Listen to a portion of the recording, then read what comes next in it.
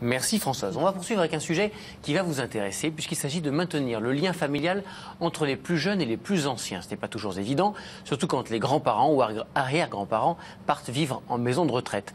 C'est pourquoi une petite entreprise de Saint-Malo a imaginé un réseau social où toutes les générations peuvent se retrouver. Les plus jeunes via une application sur leur smartphone, les plus anciens sur une version papier. Reportage de Laetitia Fouque et Christian Gallet. Dans sa librairie, dès que Brice Vautier repère un livre qui pourrait plaire à sa grand-mère, il a tout de suite envie de lui en parler. J'ai trouvé celui-ci, je suis persuadé qu'il va lui plaire, parce que ça se passe à Paris et qu'on est d'origine parisienne. Donc, quand je l'ai vu arriver, voilà, ça m'a plu. On a beaucoup parlé du métro parisien. Enfin voilà, on a des souvenirs en commun. Et à partir de ce moment-là, je me suis dit, ça va lui plaire. Je lui prends en photo la couverture et je lui mets un petit commentaire. Je lui dis, voilà un livre qui te plaira. Je passe te voir très vite, on en reparlera quand tu le souhaiteras. Gros bisous. En quelques clics, grâce à cette application, il va pouvoir envoyer sa photo et son message à sa grand-mère Eliane. Elle vit en maison de retraite depuis 2 ans. Pour garder un lien étroit avec elle, Brice et d'autres membres de la famille postent régulièrement des petits mots sur une page internet qui lui est dédiée. Dans l'application, en fait, on a un mur familial. Donc ça va être les photos du livre que j'ai envie de lui conseiller. Ça va être des photos de ma sœur avec son fils Émile.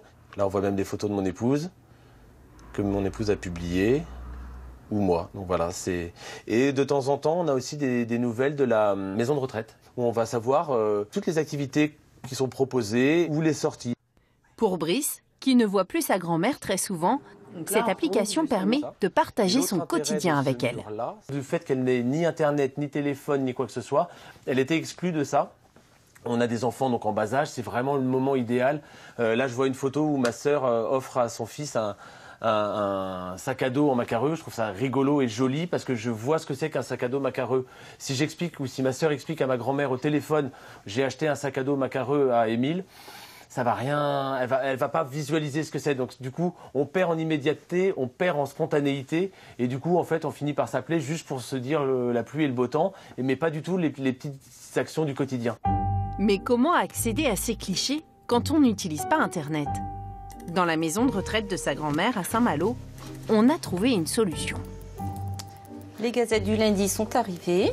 Chaque lundi, les messages sont imprimés et publiés dans un journal personnalisé. Cette gazette a séduit la moitié des résidents.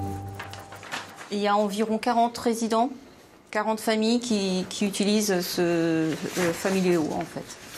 Et l'heure de la distribution est toujours un moment très apprécié des abonnés.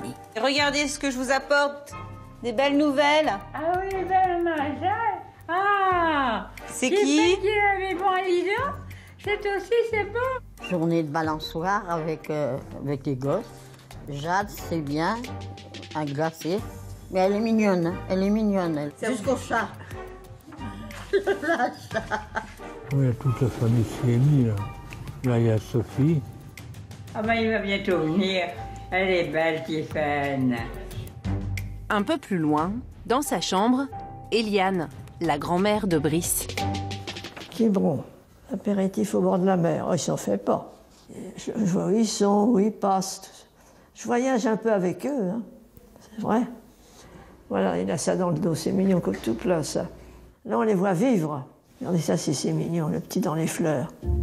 Ce réseau social est aujourd'hui utilisé dans 700 maisons de retraite par plus de 30 000 utilisateurs, au premier rang desquels les petits-enfants.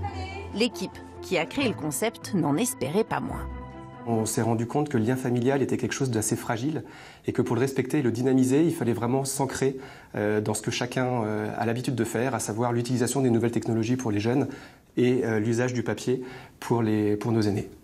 Et même auprès du personnel soignant, la Gazette a vite trouvé sa place. Le patient le matin que vous trouvez, qui vous dit qu'il est fatigué, qu'il n'a pas envie de bouger, qu'il ne veut pas aller au PASA, vous voyez la Gazette, vous pouvez la prendre, en parler avec lui, et puis tout d'un coup, vous voyez la personne qui s'anime, qui discute. Enfin voilà, c'est aussi la stimuler. Le lien social, c'est vraiment très très important. Ça ralentit l'installation des troubles cognitifs.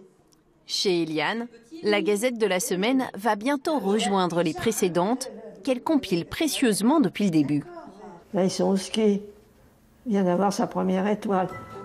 Un peu comme un album photo, un album de souvenirs, ces gazettes, Eliane ne se lasse pas de les regarder.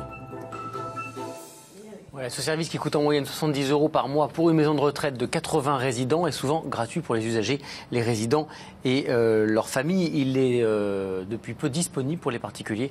Vous avez toutes les infos sur allodocteur.fr.